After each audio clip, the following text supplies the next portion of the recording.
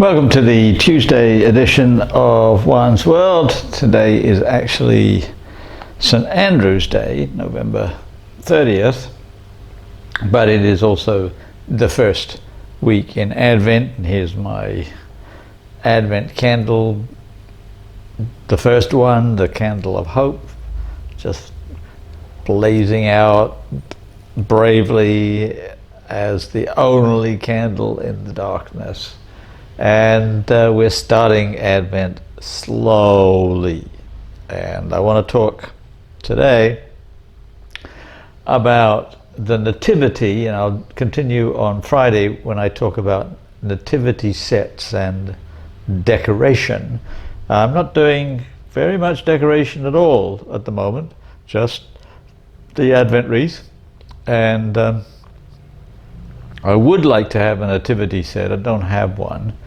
I've seen this one in an online catalog, and I'd like to have it because it's Cambodian and it would be nice, different. But I'll talk about nativity sets on Friday. Today I just want to talk about the nativity itself in the Gospels. So let's start there.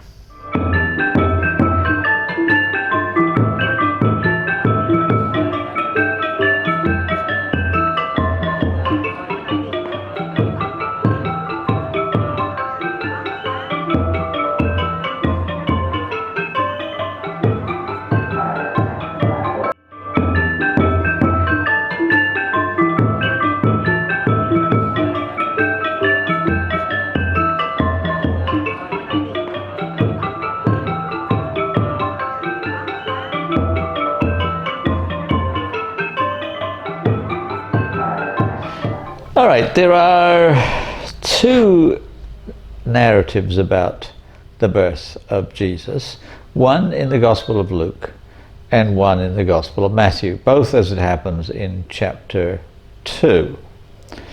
And both are what I would consider to be pious fictions. That is, they can't be true, and the reason they can't be true is that they make no historic sense. But they're there for a reason, and I'll talk about that reason in a minute. Let's just start off with the fact that Luke and Matthew are called synoptic gospels because the backbone of their stories, or sometimes almost word for word, is the Gospel of Mark. Gospel of Mark was the first gospel written, and it's very short and it has nothing about infancy or anything. It starts off with the baptism of Jesus and talks about his ministry and then his crucifixion and resurrection, and that's it. And Luke and Matthew feel the need to add some infancy stuff. And Luke is a great problem solver, because when you read Mark, you get the impression, not fully developed, it doesn't really become completely developed until the much later Gospel of John. But it's there in essence, perhaps a little bit veiled, that Jesus is the Messiah, the Jewish Messiah. The Jewish Messiah was prophesied by a number of both great and minor prophets, Micah being the one that matters as much as any, and Isaiah and so forth, that the Messiah was going to be born in the line of King David. That is, he was going to be royal, he was going to be a king, and he was going to rule as a king. And he was going to be born not just in the line of David, but in the city of David, Bethlehem. And Mark presents us with a quandary, because Jesus does not come from Bethlehem, doesn't even come from Judah, he comes from Galilee, seems to come from a city called Nazareth, although that can't be now located archaeologically or even in extra biblical material very well. It seems at best to be a minor village, and is not really mentioned very much in any of the Gospels. So here's Jesus of Nazareth, whom everyone is saying is the Messiah, but the Messiah comes from Bethlehem. How can that be? Well, Luke has the answer. There was this census in the time of the Emperor Augustus. And Augustus called for the entire empire to be placed in an empire-wide census. And the rule was that you had to go back to your ancestral birthplace, not your actual birthplace, but your ancestral birthplace, to be counted. Well, right from the start, that makes no sense at all. If something like that had occurred, if people had been counted, why not count them where they were living? That's what people do every 10 years in various countries now. They don't say, okay, to me, okay, you've got to go back to Buenos Aires because that's where you were born, or you've got to go back to Shetland because that's where your ancestors come from, or whatever. That's just ludicrous. That they count me where I am. I've been in censuses in quite a few countries. Haven't been in one in Cambodia yet, but I've been in one in Argentina, in England, in the United States. They count me where I am. If I had to go somewhere that is like quote unquote, ancestral, first of all, I wouldn't know where to go. But even if I did know where to go, it would be totally disruptive. And you can imagine it nowadays. If even just the United States said everybody living here has to go back to their ancestral place of birth to be counted. I mean, the flights would be horrendous, and the cost would be horrendous, and you'd have to stop your work. Everyone would have to stop their work. It just couldn't happen. And when you think about an empire the size of the Roman Empire, it wasn't quite at its absolute maximum under Augustus, but close to it. It stretched all the way from Gaul in the very west, all the way into Judah and Israel in the east. And so people had wandered all over that empire in that time. There were Syrians in different places, Ethiopians, Egyptians, Gauls. What about all the people who are Roman citizens but not living in Rome? Are they all going to have to go back to Rome? It would just have been a complete nightmare. It just could not have happened. And there's no evidence that it did happen. There is evidence, there's a mention at the beginning of Luke of the provincial governor Quirinius. And there is evidence that Quirinius held a census at one point, but it wasn't of this kind. And it wasn't Rome or Roman Empire wide. It was just his particular province in the north of the land of Levant, and it would have been very small, and it would not even have encompassed Bethlehem. So that part, like from the start, that part doesn't work. Also, women would not have had to have been counted. It would have only been men, the head of household. The taxation would be based on male head of household, not on everybody. So Mary wouldn't have had to have journeyed to Bethlehem. So that's like point number one. Jesus was not born in Bethlehem. And the narrative in Luke is really quite short. The great bulk of it is taken up with the angels and the shepherds. Like the actual narrative about the birth of Jesus is a couple of verses. And I'm always amused by the fact that it says that Mary gave birth and wrapped Jesus in swaddling bands or swathing bands, or swaddled him basically, and laid him in a manger because there was no room in any inn. I mean, the presumption is that there were so many people coming back to Bethlehem to be counted, and they were so late that they couldn't get a place in the inn. And we'll talk about that later when I talk about the Hispanic tradition of Las Posadas, which is a very, very wonderful folk drama about trying to find a place at the inn and so forth. That'll be later. It doesn't say where he was born. Was it a cow barn, a cave, cattle shed, whatever? What we know is that she placed him in a manger.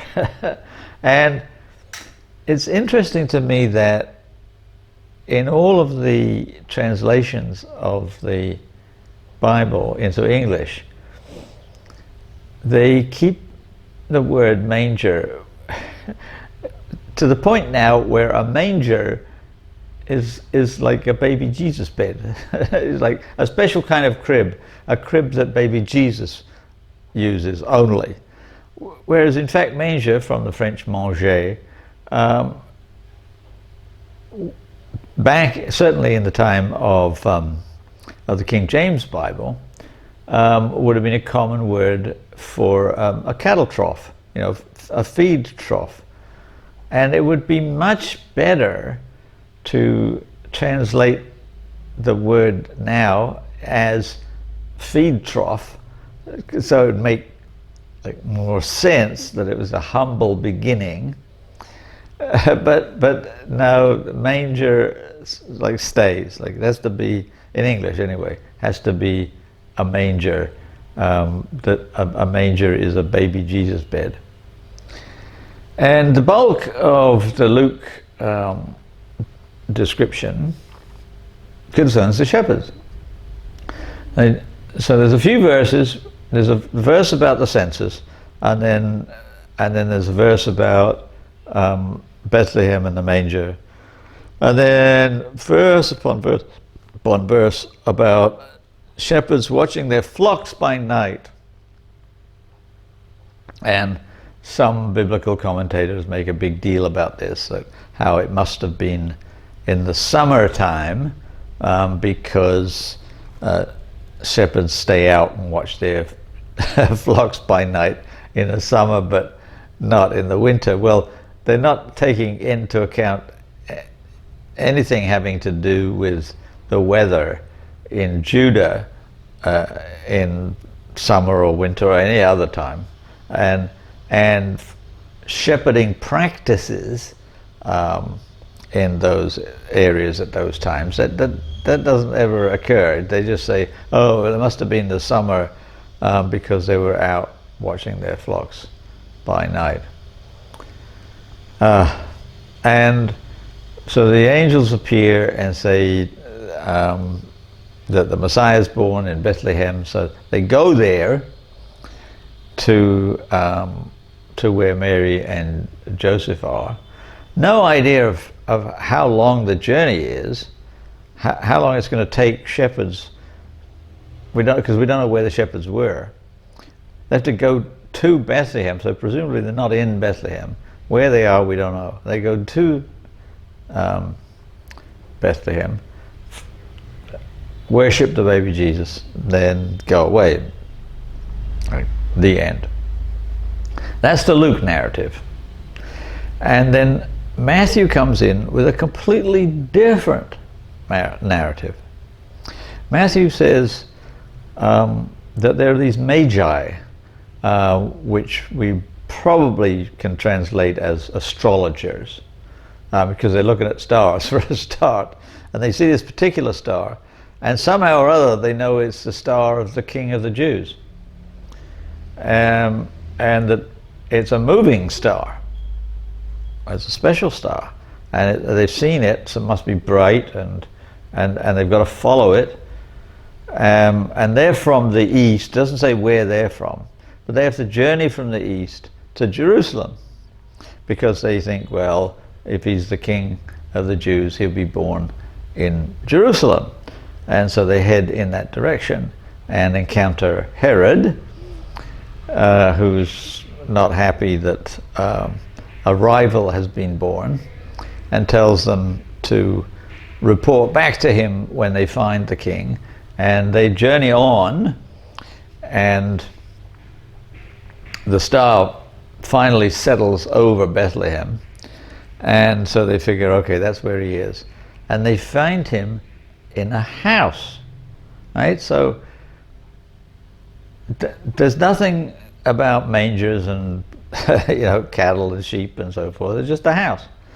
If you're going to reconcile Luke and Matthew, then you've got to say, well, okay, he was born in a cattle shed, but when there was room, then they moved into a house, and the Magi found him, and they bowed down and worshipped him, and gave him gifts: gold, frankincense, and myrrh, all very expensive gifts.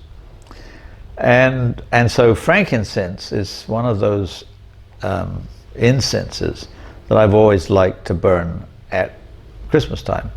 It's not so easy to get hold of myrrh, which is also an incense. Frankincense, though, is fairly easy to get hold of, and I like to burn that at Christmas time.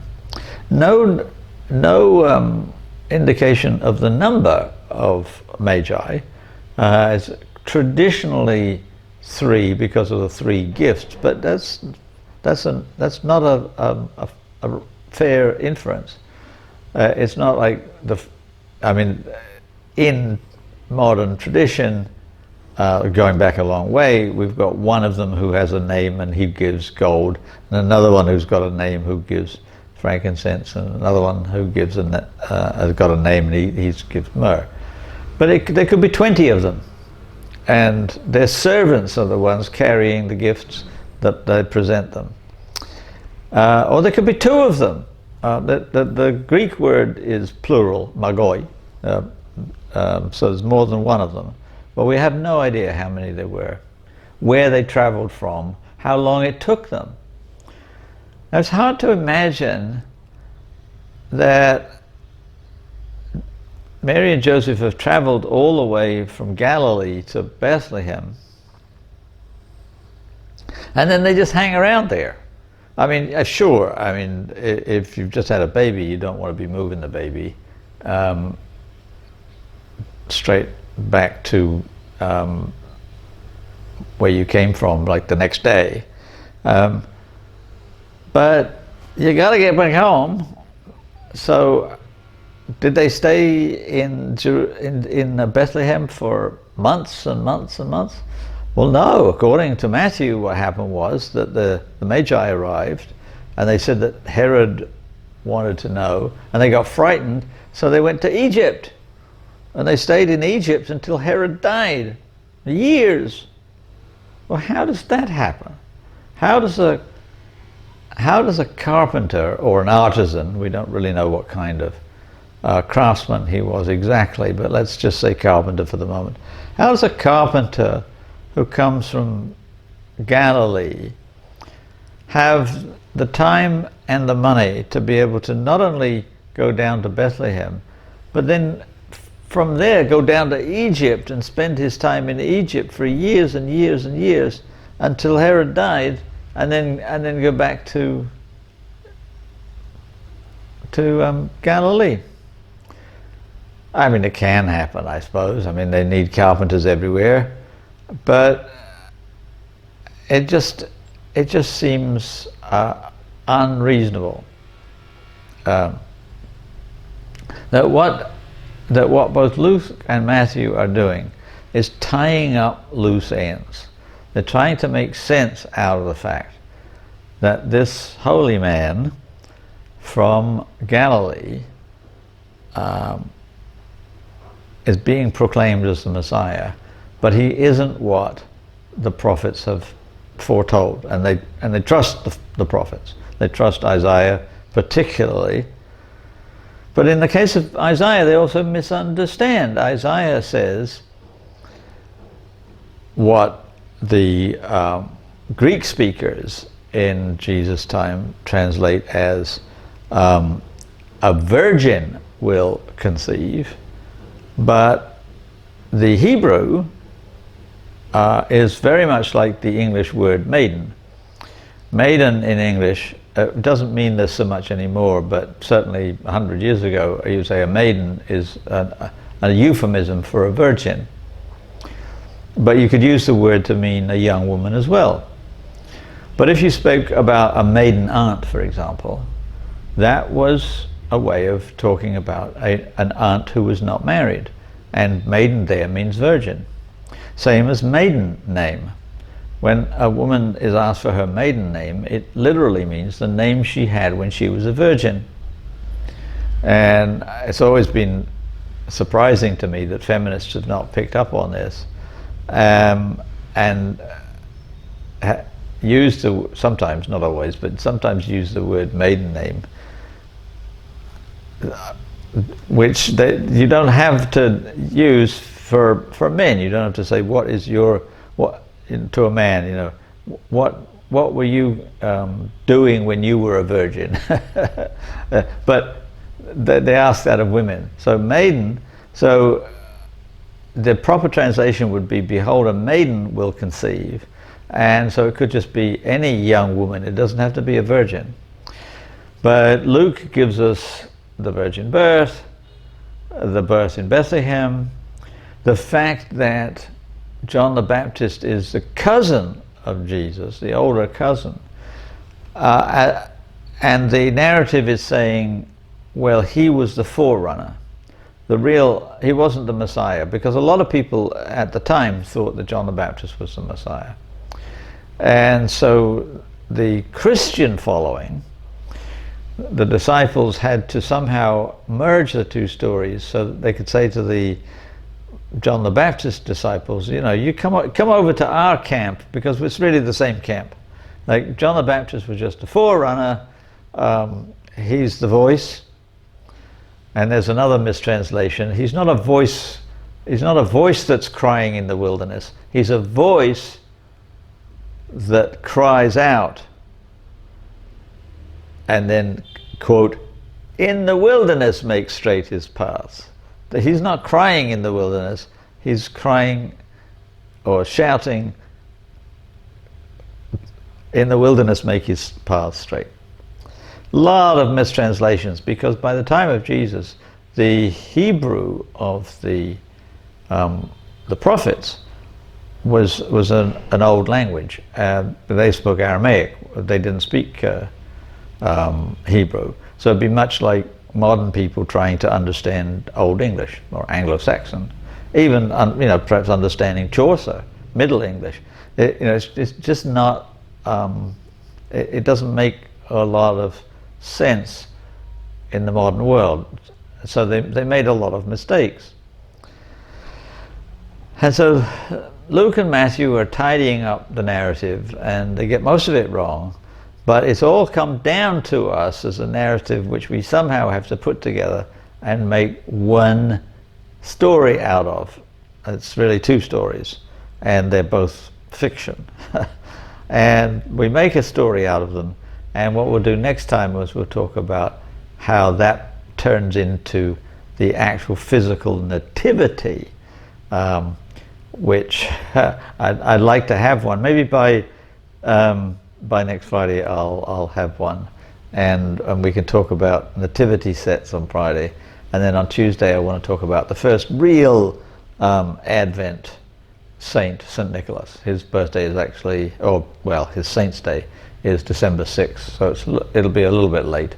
But he's an important saint, St. Nicholas, who becomes Sinterklaas or Santa Claus in the United States. Not Father Christmas. Father Christmas in Britain is a completely different person. Santa Claus is a real person. So we'll talk about him. Meanwhile, have a good week. Slowly prepare for Christmas this first week in Advent, and I'll see you on Friday.